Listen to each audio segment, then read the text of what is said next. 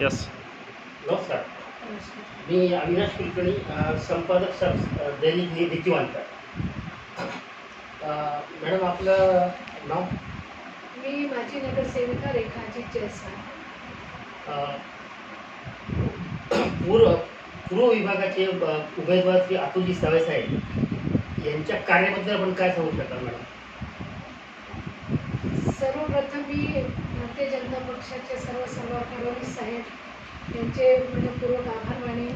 बावनकुळे साहेब प्रदेशाध्यक्ष, त्यांनी अतुल सावे साहेबांसारख्या कर्तृत्ववान आणि सुसंस्कृत अशा उमेदवाराला पक्षाचं उमेदवारी दिली आणि खूप चांगली संधी आम्हाला उपलब्ध करून दिली. आणि आम्ही जे मतदारांच्या दारात जाणार आहोत तर ते विकासाच्या मुद्द्यावर आम्ही मताची मागणी करणार आहोत. आणि सावे साहेबांनी खूप कामं केलेली आहेत वाड्यामध्ये.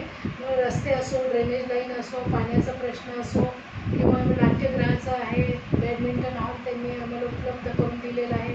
राजीव गांधीसारखं जे स्टेडियम आहे त्याचा दुरुपयोग होत होता, दारुड्यांचा अड्डा झाला होता, त्या ठिकाणी त्यांनी मोठा एक बहुउद्देशीय हॉल असं उपलब्ध करून देणार आहे, ज्याच्यामध्ये सर्व प्रकारचे इंडोर खेळण्याची सुविधा नागरिकांना उपलब्ध होणार आहे.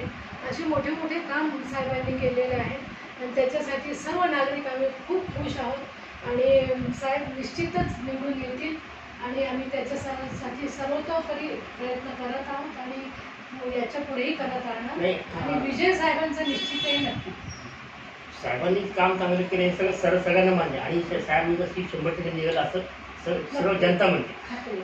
या पुढच्या साहेबांना येणाऱ्या टर्ममध्ये काय काय कार्य करतील असं आपला प्रोजेक्ट काय येणाऱ्या टर्ममध्ये किर्लोस्कर, टोयोटो सारख्या ज्या कंपन्या आहेत तर त्यांच्याशी साहेबांचं बोलणं झालेलं आहे. त्याच्यासाठी साहेब पूर्ण प्रयत्नशील आहेत. आणि त्या कंपन्या जर इथे सुरू झाल्या तर जवळजवळ 50,000 तरी बेरोजगारांना रोजगार मिळणार आहे. ते एक मोठं प्रोजेक्ट आणि टार्गेट साहेबांच्या समोर आहे. आणि दुसरं म्हणजे जे लीज होल्डवर जे होते त्याचं फ्री होल्ड जे केलेलं आहे साहेबांच्या प्रयत्नामुळे जे झालेलं आहे, सिडकोवासियांचा फार मोठा प्रश्न सॉल्व्ह झालेला आहे.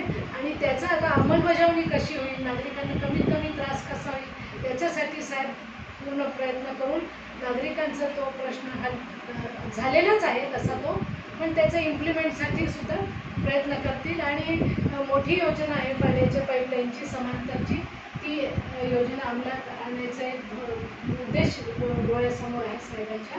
आणि गॅसची पाईपलाईन आहे, अशी जे आहे ते प्रोसेसमध्ये आहे.